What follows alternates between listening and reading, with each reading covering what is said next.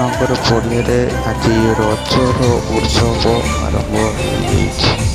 ଆପଣ ଦେଖିପାରୁଛନ୍ତି breaking news Krishnanagar ପଡ଼ିଆରେ ରଜର ଉତ୍ସବ ଆରମ୍ଭ ହୋଇଯାଇଛି।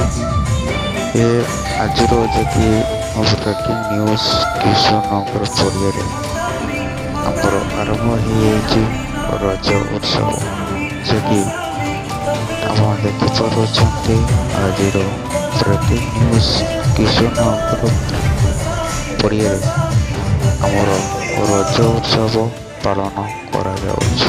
ଆଜିର ବ୍ରେକିଂ ନ୍ୟୁଜ୍ କୃଷ୍ଣନଗର ପଡ଼ିଆରେ ଆରମ୍ଭ ହୋଇଛି ଆମର ରଜର ଉତ୍ସବ। ଆଜି